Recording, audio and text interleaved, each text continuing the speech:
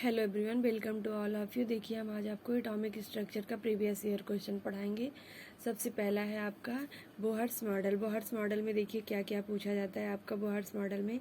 Velocity, पहला question इसमें क्या पूछा गया है, velocity of electron third orbit के लिए हाइड्रोजन एटम। तो देखिए सबसे पहले तो आपसे क्या क्या पूछा जाता है उसके बारे में देखिए जैसे रेडियस पूछेगा, वेलोसिटी पूछेगा, टोटल एनर्जी पूछेगा, पोटेंशियल एनर्जी पूछेगा और आपसे पोटेंशियल एनर्जी पूछेगा। तो देखिए क्या हो गया, रेडियस के लिए फॉर्मूला क्या होगा, r into n square upon Z हो गया, ये हो गया। और वेलोसिटी पूछेगा तो 2.18 into 10⁶ to Z upon n. देखिए इसके लिए और जैसे फॉर्मूले हैं ये यूनिट चेंज करके आपका फॉर्मूले और तरह से बनते हैं। जैसे इसके बाद नेक्स्ट है आपका टोटल एनर्जी, इसका होगा -13.6 into Z square upon n square electron volt per atom. ठीक है, ऐसे ही काइनेटिक एनर्जी जब आपका ये एनर्जी निगेटिव होती है तो ये एनर्जी पॉजिटिव होती है और इसकी डबल पोटेंशियल एनर्जी होती है। तो ये क्या हो गया, +13.6 इलेक्ट्रॉन वोल्ट पर एटम हो गया। उसके बाद पोटेंशियल एनर्जी के लिए -13.6 ये हो गया। ठीक, तो देखिए ये हो गया बाय यूजिंग वेलोसिटी हो गया। वेलोसिटी पूछा है थर्ड एटम के लिए, थर्ड ऑर्बिट के लिए।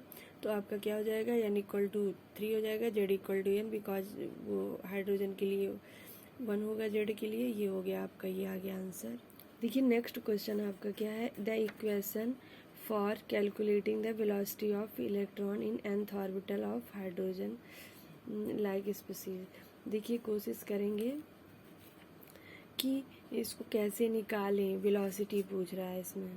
तो देखिए पहले क्या करेंगे कि हम पहले तो सोचेंगे कि वेलोसिटी का फॉर्मूला कहाँ से आएगा। तो कभी कभी वेलोसिटी v में, जैसे इसमें होता है एनर्जी में 1/2 mv², मतलब ये काइनेटिक एनर्जी है। ये देखिए यहाँ लिख दिए काइनेटिक एनर्जी। काइनेटिक एनर्जी बराबर क्या होता है, 1/2 mv²।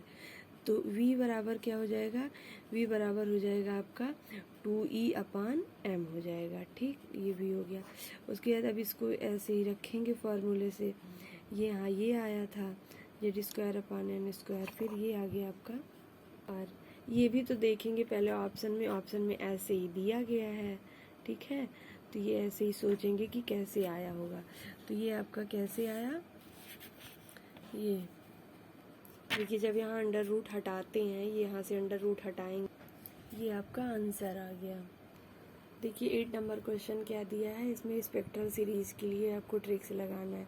तो ये लाइमन है, ब्रैगन है, ये है। तो सबसे पहले आपका उसमें लाइन में क्या होता है, बाल्मर आता है, फिर पास्टन आता है, फिर ब्रैकेट आता है, फिर पीफुंड आता है, ये सब आता है।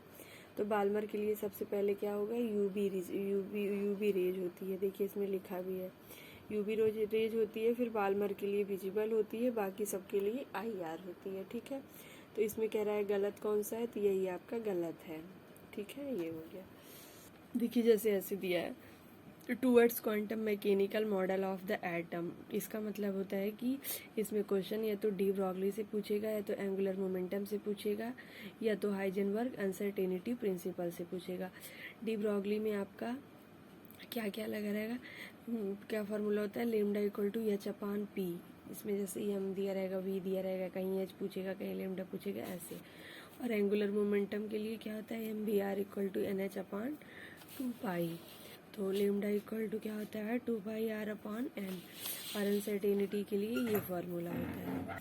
देखिए इसमें अगर अनसर्टेनिटी दिया रहेगा तो कहीं ना कहीं h/p आपका लगेगा। ठीक है, जैसे देखिए ये क्वेश्चन आपका नीट में दिया है, uncertainty in position momentum r equal then velocity दिया है।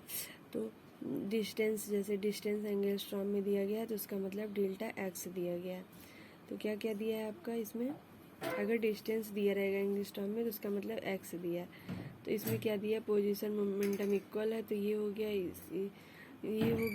डेल्टा एम बी हो गया। उसके बाद mv² से h/4π हो गया, फिर ये निकाल लिए, ये आ गया। ये देखिए क्वेश्चन दिया है, ये भी प्रीवियस ईयर का क्वेश्चन है। The hydrogen atom energy of first excited state इतना दिया है, देन फाइंडिंग काइनेटिक एनर्जी दिया है। तो देखिए क्या होता है, अगर टोटल एनर्जी आपका दिया है निगेटिव में तो काइनेटिक एनर्जी पॉजिटिव होगा और पोटेंशियल एनर्जी क्या होगा, डबल हो जाएगा। ऐसे ही दिया गया है, देखिए the frequency of radiation emitted when electron falls from n equal to 4 to n equal to n in a hydrogen atom will be given ionization energy दिया है आपका इसके लिए, ठीक। उसके बाद ये हाइड्रोजन, ये प्लैंक्स कांस्टेंट दिया है। तो पहले क्या होता है, इक्वल टू एच म्यू होता है। उसके बाद ई इक्वल टू क्या होता है, ई बराबर क्या होता है, आर एच हो गया, ये n1 जो पहले दिया रहेगा वही वैल्यू n1 की होगी, ठीक। उसके बाद आर एच की वैल्यू ये दिया है, फिर इसको रखेंगे, फिर ई की वैल्यू आ गया आपका, फिर mu equal to E upon H हो गया। तो ये ऐसे निकल जाएगा, ठीक है। देखिए क्या दिया है ऊपर, फ्रीक्वेंसी तो दिया है रेडिएशन का, तो ये हो गया आपका म्यू की वैल्यू आ। और ऐसे ही देखिए दिया है according to Bohr series of the following hydrogen atom will rise to the least energy attic photon, E equal to ये हो गया, जेड अपॉन एन स्क्वायर हो गया, ये हो गया ई प्रोपोर्शनल। उसके बाद डेल्टा ई ये वैल्यू हो गई, ठीक है। मतलब ई इंक्रीज होगा तो एन आपका डिक्रीज होगा, इसका मतलब ये होता है, ठीक है। तो इसमें ये ऑप्शन दिया था आपका, तो पूछा था कि किसके लिए आपका लीस्ट एनर्जी होगी, तो इसी के लिए एनर्जी लीस्ट होगी, क्योंकि ये दिया गया है ई प्रोपोर्शनल यानी स्क्वायर ये अपन, ठीक है। ये फॉर्मूला होता है इसलिए, ठीक। इसके लिए ये ज़्यादा होगा तो ये इनके लिए कम होगा। ऐसे देखिए नेक्स्ट क्वांटम नंबर है आपका, क्वांटम नंबर के लिए पूछा है the number of orbitals present in my sub level मतलब सब सेल इज गिवन बाई, ठीक है, ऐसे दिया है। तो इसके लिए ये आपका हो जाएगा 2l+1। तो देखिए उसके लिए क्या होता है, ऑर्बिटल एंड क्वांटम नंबर के लिए एंड प्रिंसिपल क्वांटम नंबर जो होता है ये सेल की साइज और एनर्जी बताता है, ये आपको याद करना होगा। इसमें क्वेश्चन पूछा जाता है, क्या बताता है, सेल की साइज और एनर्जी बताता है। एन जो होता है वो नंबर ऑफ सेल बताता है, यानी स्क्वायर बता जो होता है वो टोटल ऑर्बिटल इन सेल बताता है, ये सेल के बारे में बताता है, ये आपको याद रखना चाहिए। और 2n स्क्वायर क्या बताता है, total number of electron in shell बताता है। फॉर एल के लिए क्या होता है, एल इक्वल टू 2l+1 होता है, ठीक है। और सेल आपके क्या होते हैं कि एलियमियन होते हैं, सब सेल क्या होते हैं SPDF होते हैं। ऐसे देखिए एजीमुथल क्वांटम नंबर के लिए क्या होता है, देखिए एजीमुथल क्वांटम नंबर को डिनोट करते हैं L से। तो S के लिए 0 होगा, P के लिए 1 होगा, D के लिए 2 होगा, F के लिए 3 होगा। तो L equal to 0 to n-1 होता है, मतलब आपका n इक्वल टू जैसे कि आपका S मतलब n इक्वल टू n होगा तो -1 की वैल्यू L की होगी, ठीक है।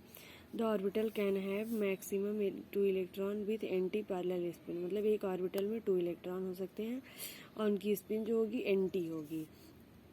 अब देखिए ये L के लिए चला है, नंबर ऑफ ऑर्बिटल इन सब सेल कैसे याद हो, वो होगा 2l+1 से। नंबर ऑफ जब नंबर ऑफ इलेक्ट्रॉन इन सब सेल पूछेगा तो 2 × 2l+1 होगा, मतलब 4l+2 होगा।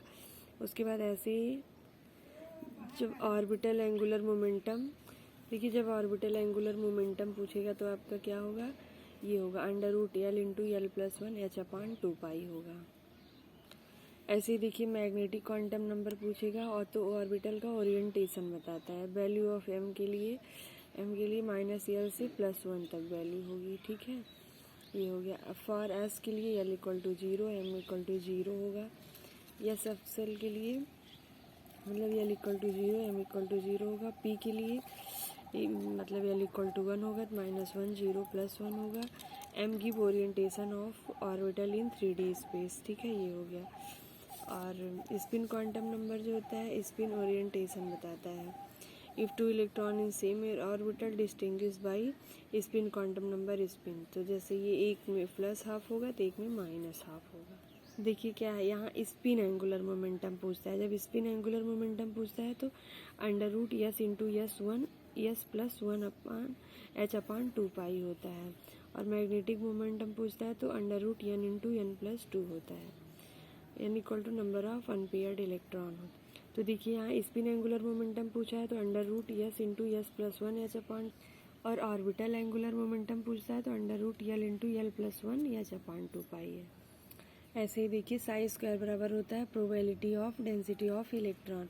साई इक्वल टू क्या होता है, no physical meaning but psi square की होती है। नोट क्या होता है, नोट बराबर प्रोबेबिलिटी ऑफ फाइंडिंग इलेक्ट्रॉन। जब पूछेगा no number of probability of finding electron is 0, total number of nodes जो होता है n-1 होता है। देखिए आपका जब नंबर ऑफ रेडियल नोड पूछेगा या स्फेरिकल नोड पूछेगा या नोडल सरफेस पूछेगा तो ये फार्मूला लगाएंगे L-1 वाला। और एंगुलर नोड या नंबर ऑफ नोडल प्लेन पूछेगा तो L होगा। और नंबर ऑफ नोड्स पूछेगा तो क्या हो जाएगा N-1। देखिए जैसे ये क्वेश्चन आपका प्रीवियस ईयर में पूछा है, ML क्या होता है, MS क्या होता है, L क्या होता है, N क्या होता है। N क्या होता है, साइज ऑफ ऑर्बिटल बताता है। L क्या होता है, शेप ऑफ ऑर्बिटल बताता है। ठीक है, N साइज बताता है, ये L शेप बताता है। ठीक है, और S क्या होता है, ओरिएंटेशन स्पिन बताता है। L बताता है ओरिएंटेशन ऑफ ऑर्बिटल। जैसे देखिए ये क्वेश्चन पूछा है, the number of nodal plane पूछा है in the angular distribution function. Angular node मतलब क्या पूछा है आपसे, एंगुलर नोड मतलब आपसे पूछा है, देखिए हमने आपको बताया एंगुलर नोड बराबर होता है नंबर ऑफ नोडल प्लेन बराबर L। ठीक, एंगुलर नोड या नंबर ऑफ नोडल प्लेन तो L हो जाएगा।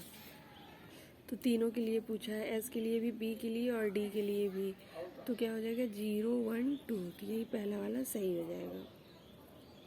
ऐसे ही देखिए इसमें क्या पूछा है, देखिए इसमें पूछा है calculating total number of electron in any one energy of मतलब लेवल ऑफ एटम में पूछा है। ठीक है, तो देखिए हम भी आपको ये इलेक्ट्रॉन बताए थे सबसे, लेकिन 4l+2। यहाँ भी देखिए वही दिया है 2l+1 ये दिया है। ठीक है, ये हो गया आपका फार्मूला।